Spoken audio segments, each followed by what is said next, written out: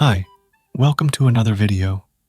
So, I have been doing quite a lot of coding with AI in the last 2 months because I have been trying to build something that I hope to open source quite soon.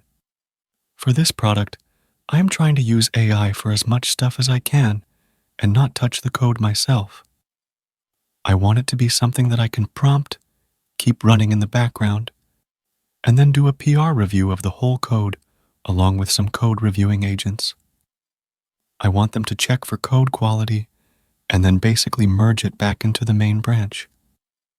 I recently covered one of the puzzle pieces of this, where I showed how I have been basically using the GLM Coding Plan to its limits to basically have like a coding agent that does some cool stuff. You can check that out, but I want to show you how I generally go from one task to shipping. So, I do everything with Git.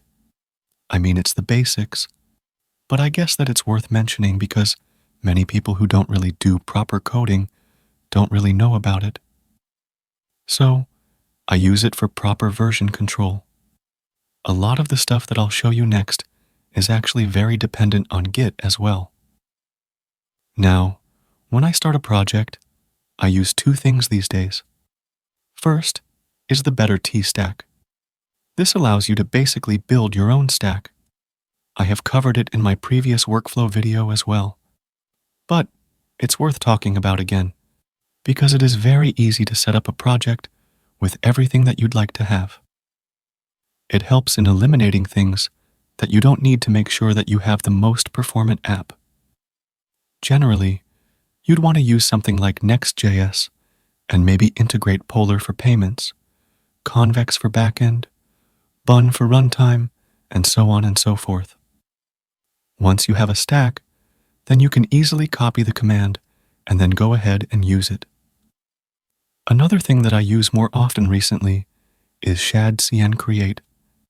It allows me to build out a template of colors and styles to use and keep my design streamlined. You can check out my video about this that I made specifically. This is also really very cool.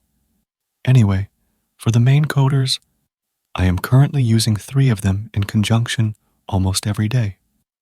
So, first comes the pair programmer agent that I use within VS Code. I code myself as well, and sometimes I want to do some kind of small refactor or some kind of change that I don't want to deal with.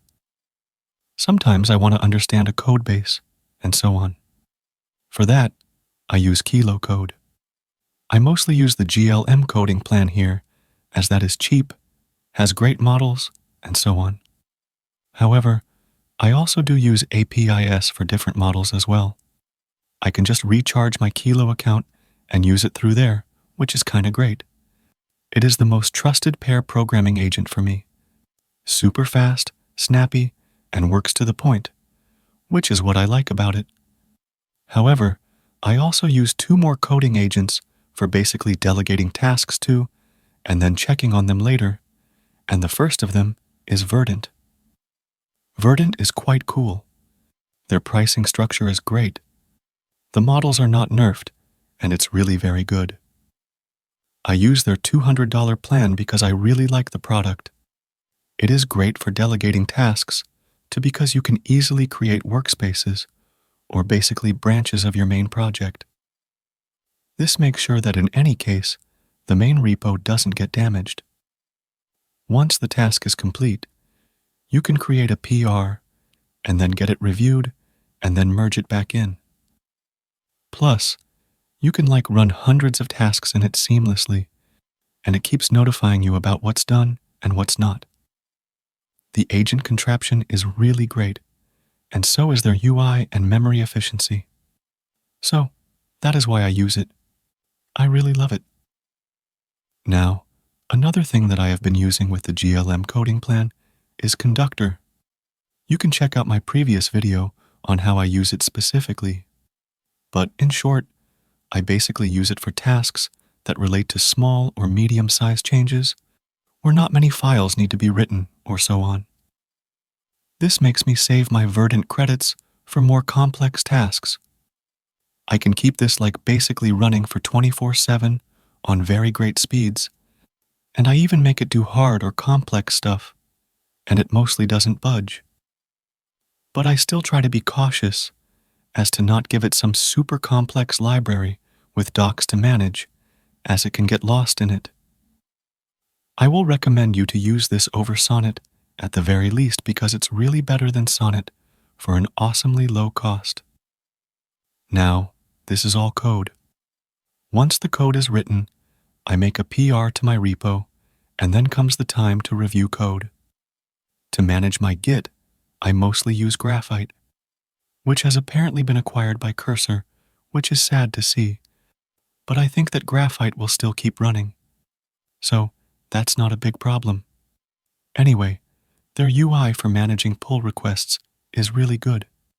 You can do stacked merges, which means that if you want to merge a bunch of PRs at once, then that's doable, and you can then solve the merge conflicts at once and so on. It's quite good. So, once I have a PR open, I also need to get the code reviewed. There are actually many tools for that. I use two of them mostly, which are the Gemini Code Assist Review Agent and Greptile. Gemini Code Assist Review is like fully free. It is also automatic.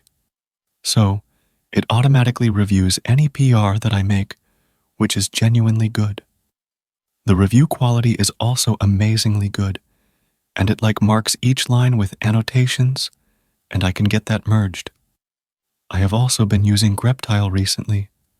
I really like it as well, and might switch to it because it's faster and better. However, for some reason, I have to go to GitHub and then mention Greptile because via Graphite, it doesn't listen, which is annoying. So, yeah, Gemini Code Assist Review and Greptile for reviews. That is majorly what I use. I think that it is mostly simple. I don't use things like my open code or something like Ralph Loops myself, because it gets kind of harder to manage and takes up a lot of costs. I think the performance of them can be great based on what you do. But rather than getting great generations, I like to be in the loop as the agents code and keep checking in a bit for code quality and so on. So, there's that. I have been really loving both Opus 4.5 and GLM 4.7. And the UIs for these new Gen AI coding tools are also getting really good, like with Verdent or Conductor and stuff. Overall, it's pretty cool. Anyway, share your thoughts below and subscribe to the channel. You can also donate via Super Thanks option or join the channel as well and get some perks. I'll see you in the next video. Bye.